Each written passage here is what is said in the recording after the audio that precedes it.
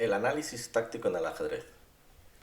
Todos los jugadores con experiencia saben que la táctica es el aspecto más decisivo de la partida, a pesar del prestigio intelectual que rodea la estrategia y a pesar sobre todo de que el planteamiento y el planeamiento a largo plazo se adapta muy bien al pensamiento humano. Es evidente que en el ajedrez de competición sirve de muy poco elaborar ingeniosos y complejos planes si uno no está capacitado para llevarlos adelante con una mínima precisión. Se ha dicho que el ajedrez es un juego de estrategia en el cual el 99% es táctica. Seguramente es una afirmación exagerada que busca llamar la atención, pero lo que sí podemos dar por cierto es que una mínima habilidad táctica es necesaria para llegar a alguna parte. También se sabe lo importante que es desarrollar las habilidades tácticas. Los aspectos básicos de la teoría de la combinación están desarrollados en muchos libros y en muchos vídeos, y existen muchos y muchas y excelentes recopilaciones de combinaciones que nos pueden servir como material de trabajo.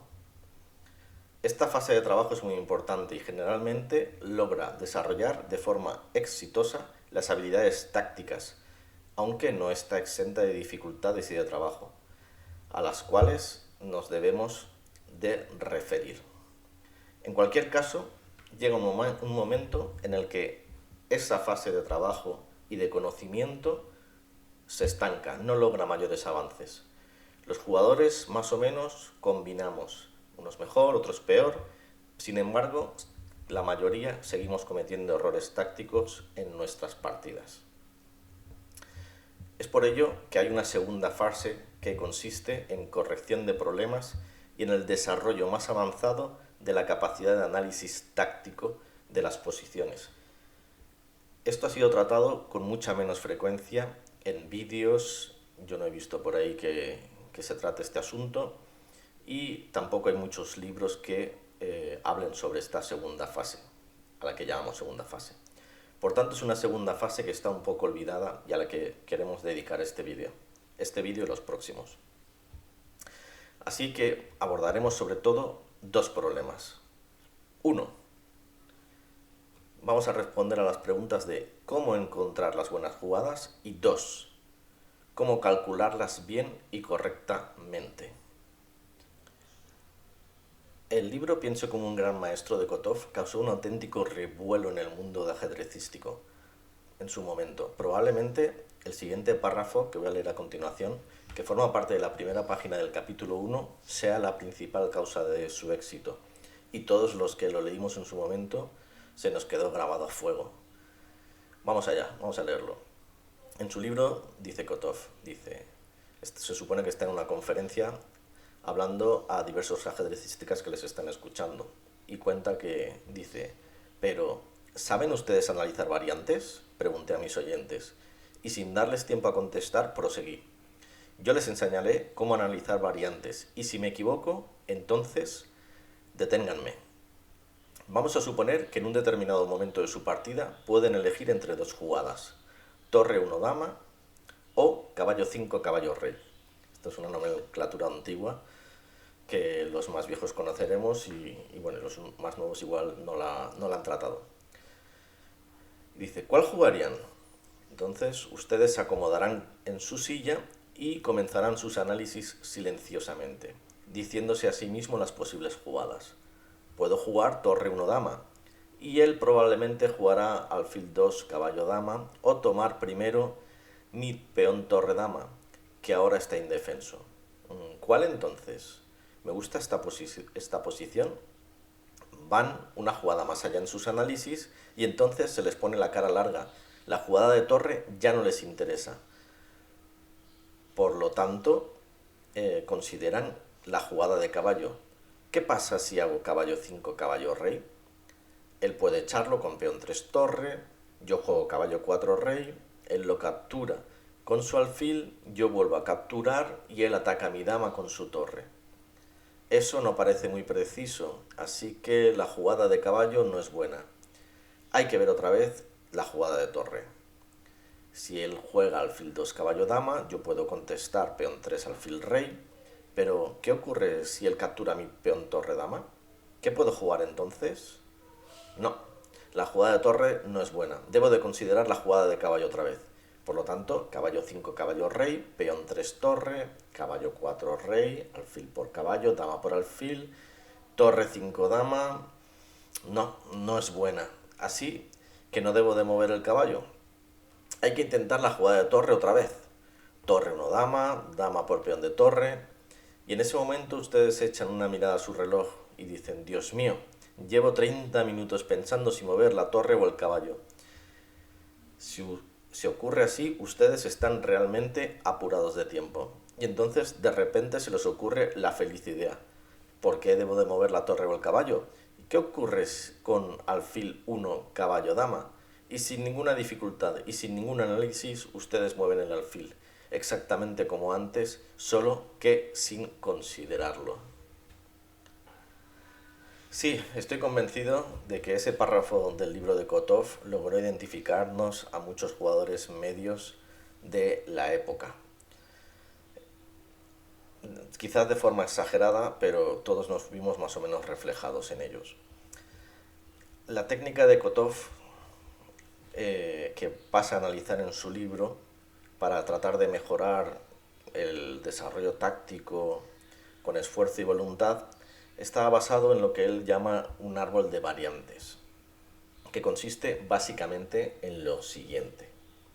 Antes de pasar a analizar, dice Kotov, a enumerar sistemáticamente todas las jugadas posibles, que llama jugadas candidatas,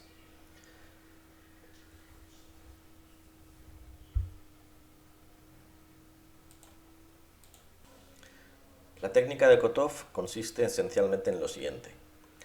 Antes de analizar, se deben de enumerar sistemáticamente todas las jugadas posibles en la posición que él llama jugadas candidatas. Y una vez tenemos claras cuáles son las posibles jugadas candidatas, ¿qué pasa? La técnica de Kotov consiste esencialmente en lo siguiente. Antes de empezar a analizar de manera indiscriminada las jugadas, primero tenemos que hacer una lista o enumerar todas las posibles jugadas que Kotov llama como jugadas candidatas.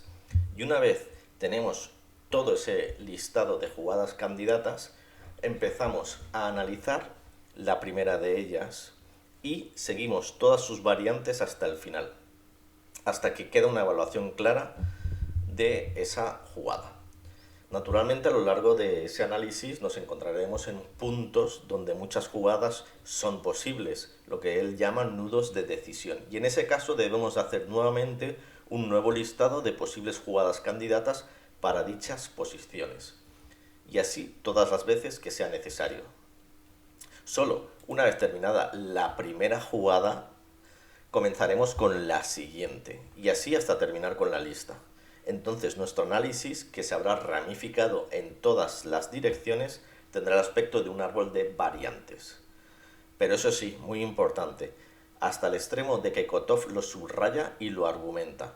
Al analizar complicadas variantes, uno debe examinar cada rama del árbol una vez solamente. Esto es la base de la teoría que Kotov desarrolla con excelentes ejemplos en su libro, aunque es cierto que la mayoría son muy complicados.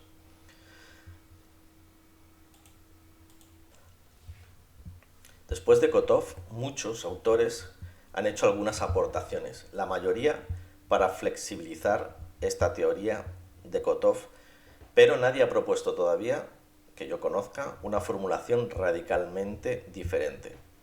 Sin embargo, el estudio de algunos aspectos parciales, pero muy concretos relacionados con el cálculo de variantes, puede ser más útil en la práctica que en la teoría.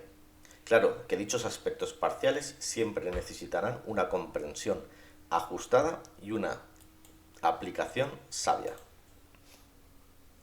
Errores típicos como la falta de atención a los motivos.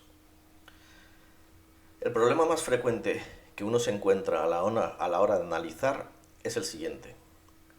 Uno resuelve todas las combinaciones que se le plantean como ejercicios incluso algunos muy complicadas, pero pasa por alto golpes tácticos bastante sencillos en sus partidas.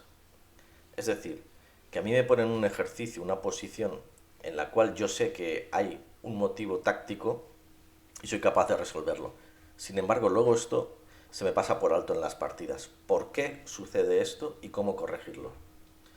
Una respuesta sencilla es que en los ejercicios se sabe que hay algo y en la partida no se sabe en qué momento hay una combinación. Esto es verdad, y aunque intervienen otros factores, sin duda ese es el más importante. A menudo se corrige con la práctica, así que la simple práctica es un remedio adecuado para este y muchos otros males. Incluso algunas partidas rápidas son entrenamiento útil para desarrollar la agudeza táctica. Sin embargo, la solución ideal sería encontrar un modo en el que el jugador sepa en qué momento hay una combinación y resuelva esta, puesto que el jugador sí que es capaz de ello si sabe que hay que buscar un motivo táctico. Los jugadores experimentados saben que las combinaciones, las variantes tácticas forzadas no surgen de la nada. Hay algo en la posición que las justifica. Si desarrollamos la habilidad para reconocer ese algo, tendremos siempre una especie de aviso que nos señala en qué posiciones debemos buscar, analizar, y eso será el primer paso para encontrar los golpes tácticos.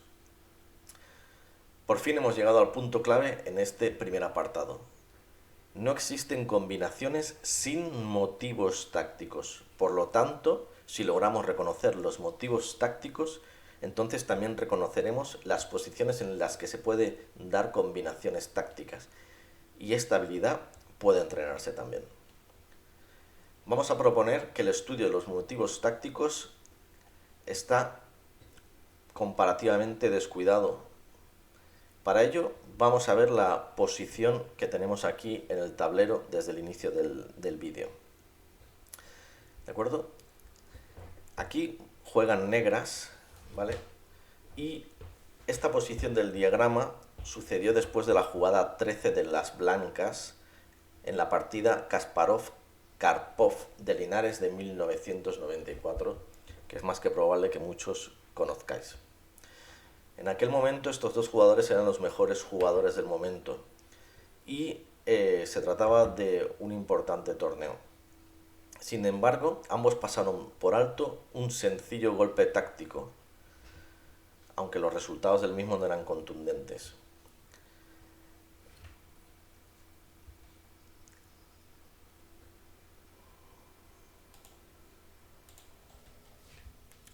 Es probable que muchos de vosotros ya estéis viendo la jugada alfil por A3.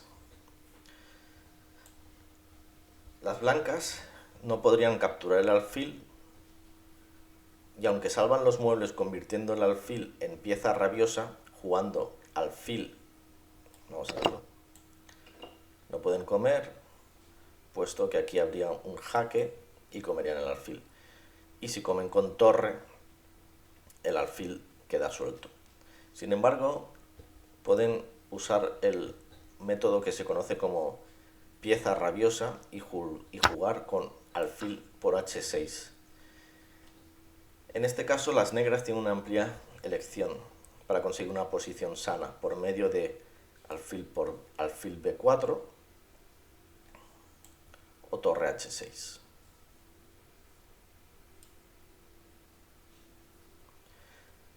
O persiguiendo una ganancia de material con alfil por B2. No es el lugar ahora para valorar con exactitud las posiciones resultantes. Lo que sí que nos interesa es comprender por qué la jugada alfil por A3 fue pasada por alto. Fijémonos en la posición del diagrama y veamos que no salta a la vista ningún motivo evidente de combinación.